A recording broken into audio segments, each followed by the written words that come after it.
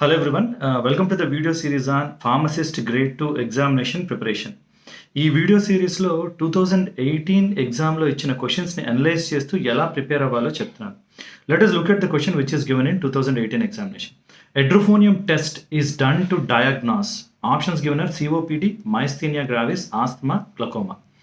Now see, edrophonium అనేది acetyl choline ఎస్టరేజ్ inhibitor, అంటే acetyl కోలిన్ని metabolise చేసే enzyme acetyl choline ఎస్టరేజ్.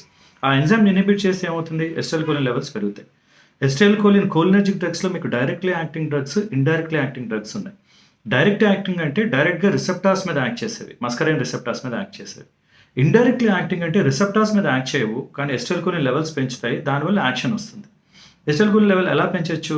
Acetyl కోలిన్ని metabolise చేసే acetyl choline ఎస్టరేజ్ అనే ఎంజైమ్ని ఇన్హిబిట్ చేస్తే ఎసిటైల్ కోలిన్ మెటబలైజ్ అవ్వదు, లెవెల్స్ పెరుగుతాయి.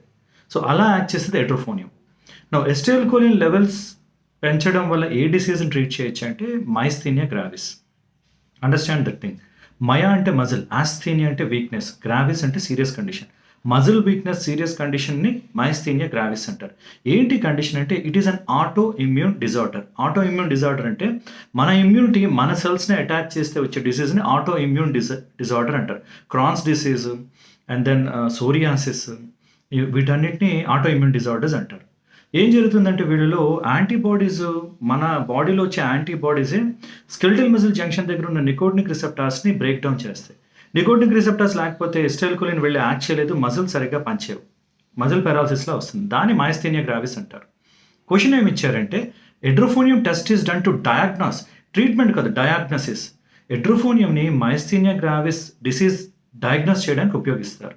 టెన్సిలాన్ టెస్ట్ అంటారు. ఎందుకు అంటే edrophonium duration of action is only 10 minutes. ఆ 10 నిమిషాల వరకు మజిల్ స్ట్రెంత్ పెరుగుద్ది. అంటే ఎడ్రోఫోనియం ఇచ్చిన ½ an hour తర్వాత యాక్షన్ కనిపిస్తుంది. ½ an hour తర్వాత మజిల్ స్ట్రెంత్ పెరిగింది అంటే మైస్థీనియా గ్రావిస్ డిసీజ్ ఉంది అని తెలుస్తుంది. ట్రీట్మెంట్ మళ్ళీ నియోస్టిగ్మైన్, ఫైసోస్టిగ్మైన్ డ్రగ్స్ వాడతారు, కానీ డయాగ్నోసిస్ మాత్రం ఎడ్రోఫోనియం వాడతారు. మిగతా ఆప్షన్స్ ఏంటి? COPD, chronic obstructive pulmonary disorder, అంటే ఆస్తమా, ఇవన్నీ అనమాట. ఆస్తమాని డయాగ్నోస్ చేయడానికి కూడా మెథాకోలిన్ అనే డ్రగ్ వాడతారు.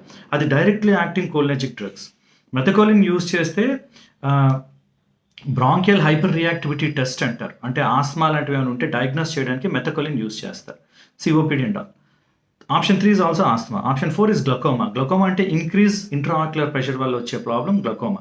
ట్రీట్ చేయకపోతే ఆప్టిక్ నర్వ్ డ్యామేజ్ అయ్యి పర్మనెంట్ బ్లైండ్నెస్ వచ్చే ఛాన్స్ ఉంది.